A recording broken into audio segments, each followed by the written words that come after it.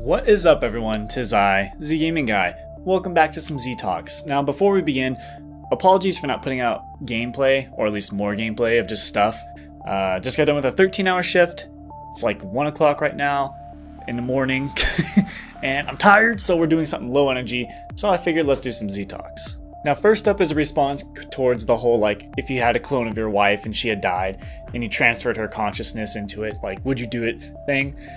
Chill Production says, as far as the cloned wife scenario goes, just a thought, if her memory / consciousness was uploaded to a cloud and re-downloaded to a cloned body, wouldn't it still be her? Like, the non-dead her? We are, after all, just our consciousness trapped within our bodies. So, that's an interesting way to look at it, like, and I think you're not entirely wrong. But that's kind of looking at it like someone borrowed your car and crashed it and bought the new one of the exact same car and came back with it.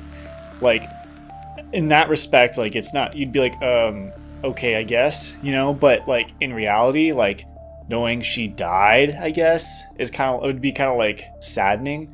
I don't know. And I wonder if like the meaning of life would kind of lose its meaning after a while, you know what I mean? Like it's like, oh well, if you die, whatever, you're just gonna come back. I mean, just think if it happened to you, you know, that'd be pretty upsetting because you'd be dead probably. It'd just be a copy of it. It's not like the original; it's just a copy. So I think that's the concept of it. And while like everything about you is basically the same, you're dead, you know, and that's what has to happen with her. So it's. I guess if you want to look at it that way, that'd probably be easier on you, but, you know, I don't think it's that simple, unfortunately, when it comes to humans. Now, the next topic is regarding the whole, like, death penalty and what I thought about it and everything. And Youngblood responded by saying, I 100% agree with you on the whole prison/death penalty. With some reform, the death penalty is completely justified for me, although I'd use only for repeat offenders the whole second chances thing. That kind of like goes along with what I was saying originally with the whole like level of disgustingness. I said, I don't know a better word for it, but like if let's say you do like something really bad, like it's like you raped and killed someone, right? Like that's fucked up. I don't think you really deserve a second chance because that's like saying, oh, you get one pass, but then you can't do it. So it's like you're allowed one free crime. Well, free, you're going to prison still, but you know what I mean? So I think there's a certain threshold of like, okay, well, the beating someone is worth this amount of bad points and stuff, and like once you pass it, you're dead. So like, yeah, if you like do something that's under that threshold that would be, you know, just agreed upon, then you wouldn't be death penalized. But if you came back with like the same thing and that added on to it, surpassed it or something, at that point, then yeah, I think so. You know, like, even if it was, like, petty things you kept going to jail for over and over and over, and you're just not learning. It's like, you know what, you're a goddamn waste of our tax money. You need to go. So, I don't know. It's obviously probably gonna be a touchy topic for some people, but that's, I'm not entirely disagreeing, but I do think that, like, we can't just say it's fine once kind of thing. And for the last bit is when I said, like, hey, what's something new we can do to the channel? You know, maybe it's had a spark to it or something. And quite a bit of you said things somewhat similar. Most of it had to do with interactivity with the community. One person, being Ray, said, why not do like a breakdown of a game/character? For instance, if you chose Master Chief, you can give a quick overview of him and then break down the changes that happened to him over the years, why he stands out as a video game mascot, things you would want to change about him, and stuff like that. And that was a very different one of all of them. And I had considered doing things like that sometimes. If you watched my like how to get good video/audio quality video, it was like a far different structure from what I normally do my videos in, and it was pretty interesting. And I like just doing it. I mean, it was kind of fun. So I'd imagine doing something like that would be pretty cool too. But I'd have to have quite a bit of knowledge on a character to do something like that, and I don't have enough knowledge about characters usually. I mean, I can give out like theory videos, I guess. Sometimes I have theories on games, or characters, or whatever. And that are pretty interesting, but that is so different and potentially time-consuming that I don't know, but it's something that's worth keeping in mind. Okay, now to move on to your questions, and there's quite a bit of them. Quite a bit of you asked some pretty interesting questions, so I'm going to try to plow through these like a cheap whore as quickly as I can. So here we go. Starting off with Jaboy said, "Hey Zach, what would you do if you could time travel to the past, alter events to prevent certain outcomes like 9/11 or the Holocaust, but you are forced to live your life in that time period and there's no way back to the present?" I think we all think about stuff like this quite often. The problem, in my opinion, is you don't know what that will do. Like, let's say I do go back and stop 9/11, right? I warn them and I'm like, hey, this is a thing that might happen or will happen, and they stop it. But that causes airports to have lackluster security because, you know, once that happened, the security went way up. And let's just say it doesn't ever do that. And then a worse situation comes around 2 years later or whatever, where even more people die or something. So I think that it's too risky to change things, especially big outcomes like that. If I was to ever do something like that, it would be changing my own life. Like, I would go back in time. Well, this depends though too. Like, if I'm going back in time to where I'm like a kid, if I'm taking over my kid body with my same memories and stuff, then I'd do it. But if I'm like going back and there's just two of me now or something, I don't think I would. But if I went back, I might like take YouTube more seriously around when YouTube started with the head start that I have now. See how that went, or maybe I'd take football more seriously. But as for those big events, I think that's just way too much risk that I'm not willing to do. Okay, now for a hardball question from Ray again, saying, if you were dating someone but things weren't working out and before you could break things off, she told you she was extremely depressed, suicidal, and you were the only reason for living. Would you continue the relationship for her sake and be miserable, pretend to still be in a relationship while cheating on her with another girl, tell her that you want to break things up and risk killing herself and, you know, being aware of that? So I personally would break it off. Okay, this is gonna get real, all right? This is gonna get real quick. So one of my ex-girlfriends was like this. She was that person who would call me at like 3 a.m. be like, I'm gonna kill myself, blah, blah, blah. And I'm not trying to make light of it, but it got old really fast, you know what I mean? And like when it happens so much, no matter what you say or do, nothing changes. It wears on you, you know? And you start to like the amount of care you have lessens each day. And again, I think it's an issue when it's like a real problem. But there's definitely those people who do it for attention. And I think she was that person. She never did do anything. And it just made me look at it in such a bad light. You know, it's like we were growing up around, like for me, I grew up around bad people with alcohol. And that made me hate alcohol. Like I still to this day hate alcohol. And I look at people who drink alcohol almost negatively sometimes just due to my upbringings. And that's not fair, because not everyone who drinks alcohol is bad, obviously. But it's kind of similar with the people who are very suicidal, potentially, in her case. And it makes me almost like, are you though, you know? And I know, like, please don't take this the wrong way. There are absolutely people with depression issues, and it's a serious problem, and they need people close to them to help them through it, or get some other professional help. It's just, in this case, it was just, I don't know what it was, man, and I couldn't do that again. But like I said, if you are depressed and you do have these thoughts, I'd definitely suggest, like, one of the best things that I heard from people who were in this similar position is to talk with those close to them, and just, you know, your friends can really help you out in those kind of times. And if you feel like maybe you need a little bit more of a push, I'd suggest talking to a professional, because they can really help you out with that kind of stuff. Now for a more light question. Thank you, Kieran. Do you check... Kieran Fitzpatrick. Do you check your subscriber count more often than not? Does it worry you at all? For example, if you're not gaining subscribers, or do you feel great within yourself that you've earned more subscribers than normal? Or am I just kind of going with the flow? So, I did used to look at the subscriber count a lot. So when the channel first blew up, you know, we got to like 20,000 subscribers really fast. And it's like I would go away and look 30 minutes later, and I'd have like 600 more subscribers or something. It was ridiculous. So that almost became my expectation going into it. Like, oh, this is how it is once you start getting rolling. Okay, and that's not reality. That was just a burst. And I've had a couple bursts, and I do kind of keep track of it a little more when those bursts occur. But typically, I just ignore it. I don't really pay much mind to it. But we are nearing 70K, so I am a little more paying attention just to see when we hit that, but I don't think it'll be for a while because it's really slowed down.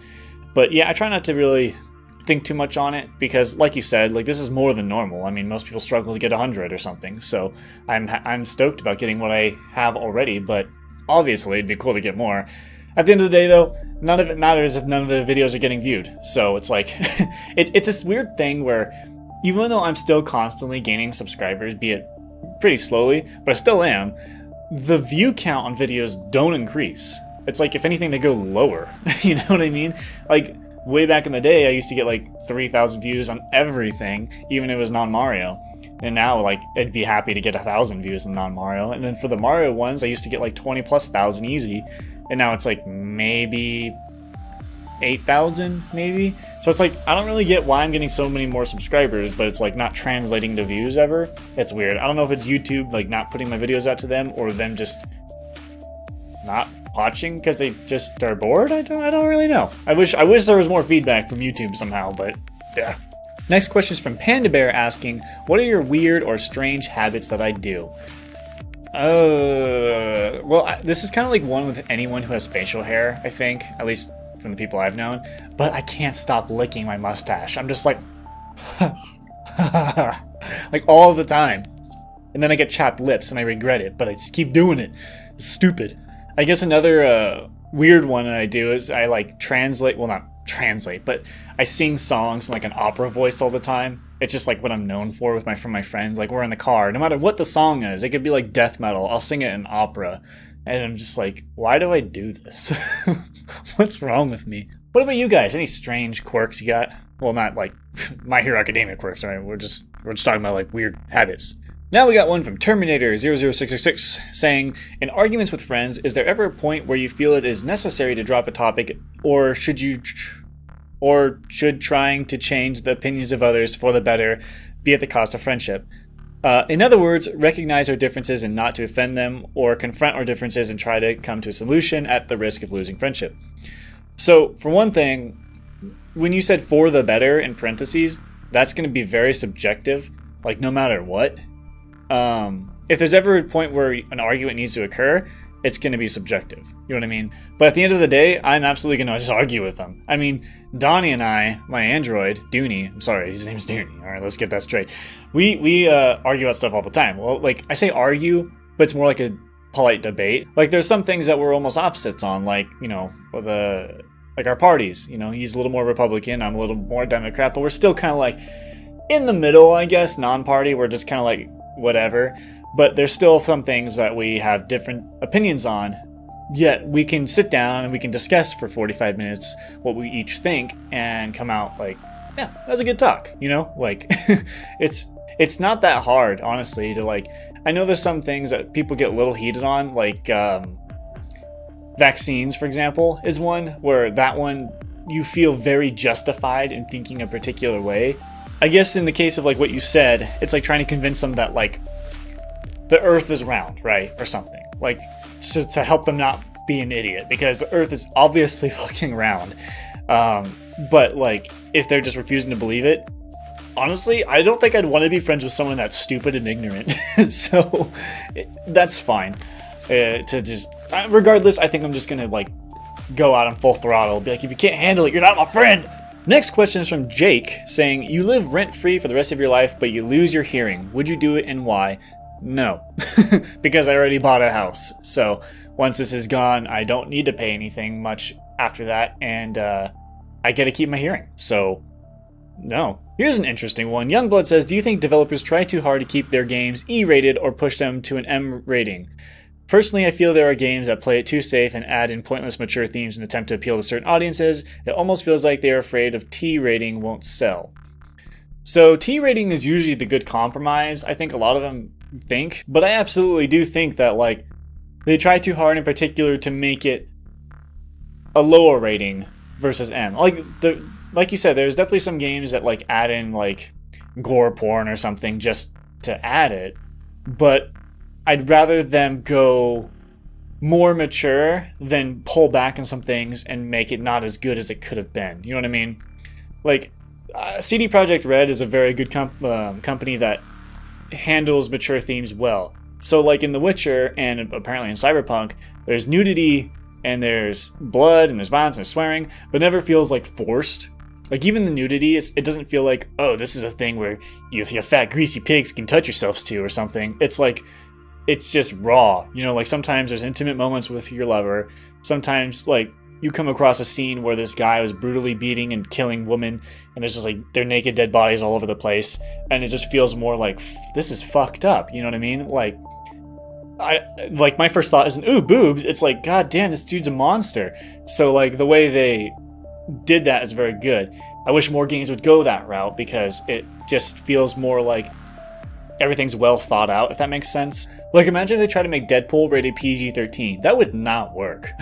They had to do what they did or else people would have been pissed. I think that people, the companies care more about money a lot of the time, so they do usually tone it down because if it's a lower rating, I can go to more people. And I think I appreciate it more when they say, no, we want to create exactly what we want. If that happens to be an M-rated game, fine. If it's a T, fine. Like I hope that they take that approach more. Okay, and last question from you guys is 7 Death Dragon saying, I don't know if this is too private, but did you ever have had a crush on a girl? What do you think about girls in general? What is your type of girl? Are girls overrated? Is there even a girl worthy of you? Are you a demigod or a god? Yes. So that's it for the questions you guys asked. Some pretty interesting ones in there. But I wanted to ask you specifically, one question of my own. And this is one I've thought of for quite a while. And when a public figure apologizes, let's go back to Dr. Disrespect. I couldn't remember his name. I was about to call him Shroud. Dr. Disrespect, when he cheated on his wife, and then he apologized to the internet and all that stuff, like, do you think they should? Now, here's where I stand. Like, let's say I was in his position. Let's say I had a wife, girlfriend, whatever, and I cheated on her. And then I was like, I gotta apologize to everyone in the world. Like, I think that's kind of weird. Like, I had no reason, neither did he, to apologize to the audience. But he damn well better apologize to her. You know what I mean? Like, I think you should apologize to the people involved, not to the people uninvolved who are just getting angry for their sake. You know what I mean? Like, I feel like that's more of a PR move than a genuine thing. And I know that's going to get some controversy to me saying it. It's just like, when, like, especially, you might think this more when you see someone you like apologizing. Let's say your favorite celebrity, whoever it is, just imagine them, right? And there was a time where they were driving, it was dark out, someone with like black clothing tried to cross the jaywalk, they hit that person and killed them. And then they felt bad, obviously, because it's an accident. So they apologized to the family, but then everyone in the public was like, well, you should be apologizing for killing him. It's like, he did to the people involved. Like, do you think this person needs to go out of their way to go onto like a podium and apologize to the world about it? Like, I just think that's like so self-serving, you know what I mean? And it's like, why is that necessary? Why do we need to hear the apology? Like, as long as he talked to these people and gave a genuine apology and like sorted out with them, that's all that matters. Like, we don't need this apology. And like, that's kind of a weird thing, but I don't know. It's just a weird thing that like no one ever talks about. So I'm just kind of curious where people stand on this issue. Anyways, that does it for me today, you guys. If you have any interesting answers to any of the questions I said or this last one or whatever, let me know. I am very curious. I love hearing your guys' answers, and I love reading your questions and what you got. I noticed it's been very heavy themed lately with some of these damn questions. So you can lighten up on the questions sometimes. I'll answer it regardless. But my God, it's just like death, destruction all the time. I'm just little Z gaming guy. I can't handle this. So hopefully you all enjoyed the video, and I'll see you in the next one.